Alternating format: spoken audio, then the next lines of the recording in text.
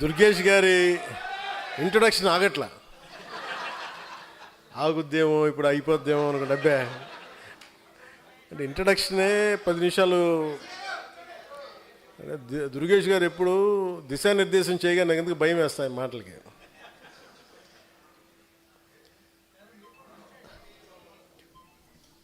Rajahmundry parliament పరిధికి సంబంధించిన నాయకులకి, పెద్దలకి, ఆడపడుచులకి, మా మహిళా నాయకులకి,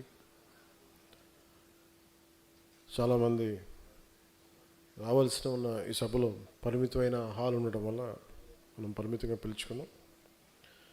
రాని మన జనసేన కుటుంబానికి, వచ్చిన ఈ జనసేన కుటుంబానికి మనస్ఫూర్తిగా మీ అందరికీ నా తరపున, పార్టీ తరపున మీ అందరికీ నా హృదయపూర్వక ఆహ్వానాలు, నమస్కారాలు తెలియజేస్తాను.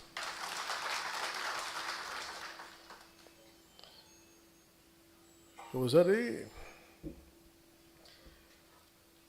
ఒక పార్టీ నడపటం ఒకసారి అనిపిస్తుంది, ఎట్లాగరా పార్టీ పెట్టేసి ఇక్కడ దాకా వచ్చాం అనిపిస్తుంది.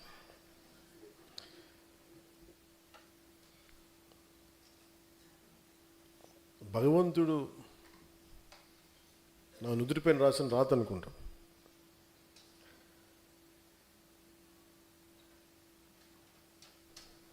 చాలా బాధ్యతతోటి, ఇదేదో నాకు చాలాసార్లు చెప్తుంటాను,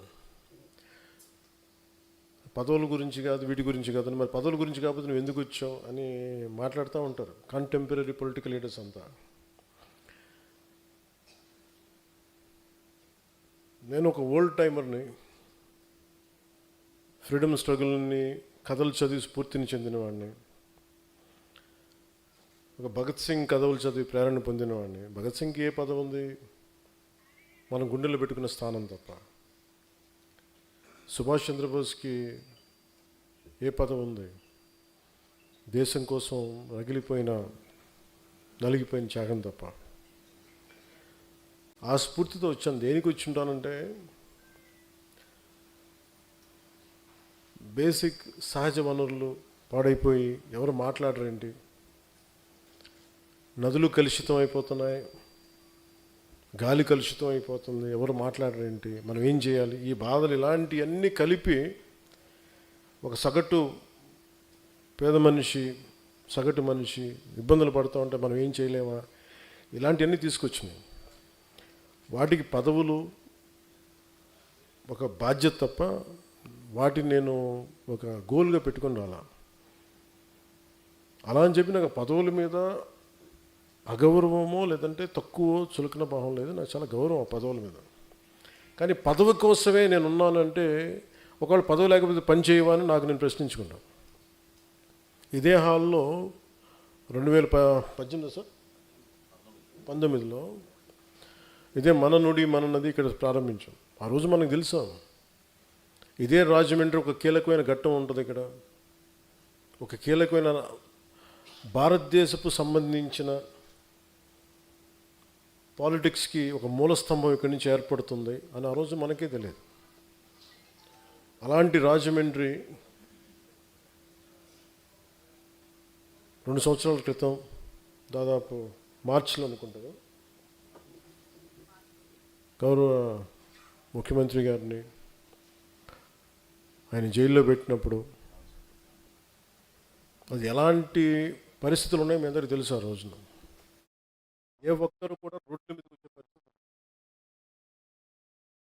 ఎవరికి నోరు మెదపాలంటే గుండెలు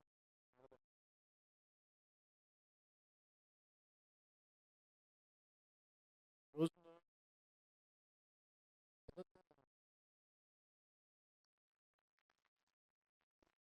ఎలాంటి నిలబడ్డారంటే, ఇప్పుడున్న ఆడపడుచు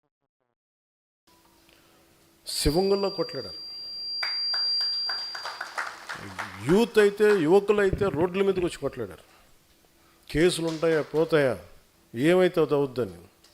తెలంగాణ బోర్డర్ దగ్గర నుంచి వైజాగ్ దాకా మొత్తం నలుమూలల, పల్నాడు కావచ్చు, గుంటూరు జిల్లాలు కావచ్చు, ప్రకాశం జిల్లా కావచ్చు, ఈరోజు అన్నీ అయిపోయిన తర్వాత అందరూ మెత్తబడిపోయారు. అందరం కడుపు నిండిపోయింది అందరిగా. పౌరుషం చచ్చిపోయింది, చావు చచ్చిపోయింది. మళ్ళీ మీ అందరికీ కడ్గతిక్కిన కథ వినిపించాలి నేను. ఏమ్మా కడ్గతిక్కిన కథ వినిపిద్దానికి పౌరుషం చచ్చిపోయింది అందరికీ లేదు కదా.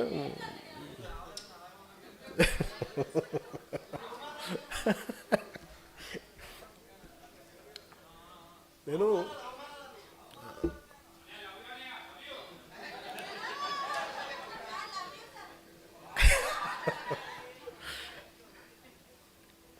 అంటే అవమానాలు జరుగుతున్నాయి అంటే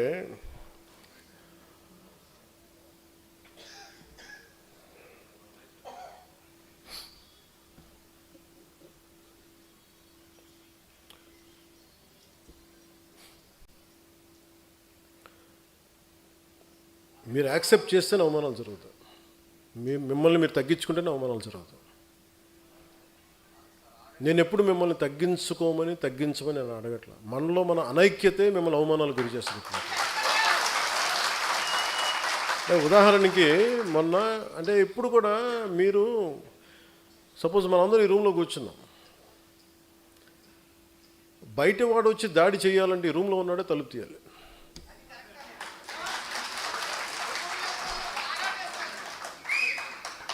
సో జనసేనకి నేను చాలాసార్లు చెప్తాను, నాకు ఎంత కష్టం ఉంటుందంటే నిజంగా ఒకసారి నేను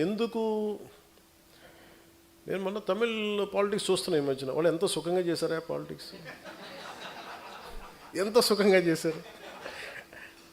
నాకు అసూయ కలిగి ఎంత సుఖంగా చేశారు. నేను 10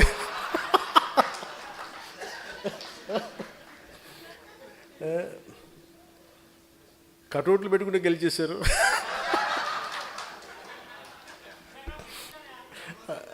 అలాగే కటౌట్లు హలోగ్రామ్స్ పెట్టుకుంటే బాగుంది. అలాగే చక్కగా సీమ్లు అయిపోయారు. నన్ను 15 సంవత్సరాలు రోడ్డు మీద దేకిచ్చినా కానీ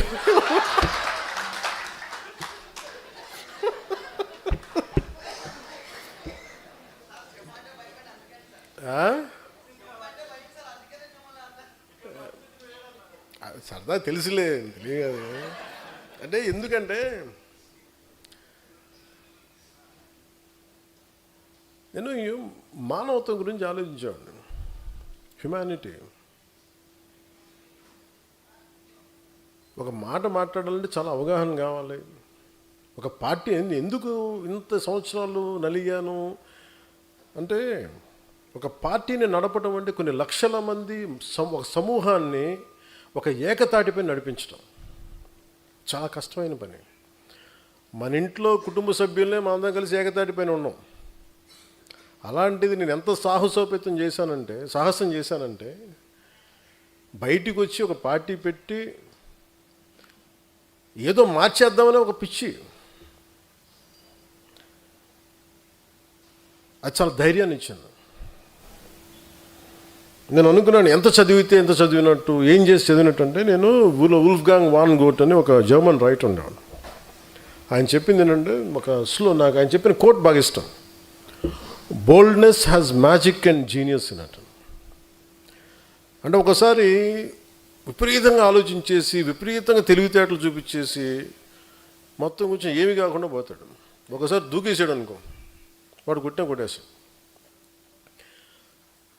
చాలామంది మహానుభావులు మేధావులు చదివి పుస్తకాలు పురుగులైపోయి యాక్షన్ లేకుండా అనాలిసిస్కే పరిమితం అయిపోయి ఇళ్లలో మగ్గిపోతారు. సో నేను ఎంత నేర్చుకునే పెట్టుకొని నేను ఏదో ఒక టైంలో దూకేద్దాం పాలిటిక్స్కి దూకేసాను. పాలిటిక్స్కి నేను ఎప్పుడు వచ్చాను పాలిటిక్స్కి? One was in early 30s. నాకు ఇప్పుడు అర్థమవుద్ది. నేను చాలా నేను అసలు అవగాహన లేకుండా ఏది కూర్చోబెట్టంటే అప్పటికే నేను చాలా ఏమంటుందని జీవితాన్ని చూసేసాను అనుకున్నాను. ఇప్పుడు అనుకుంటాను జీవితాన్ని చూసి పార్టీ పెట్టాను అనుకుంటాను. ఆ టైంలో 2007లో సిపిఎఫ్ పెట్టినప్పుడు same political commitment, same political ideology.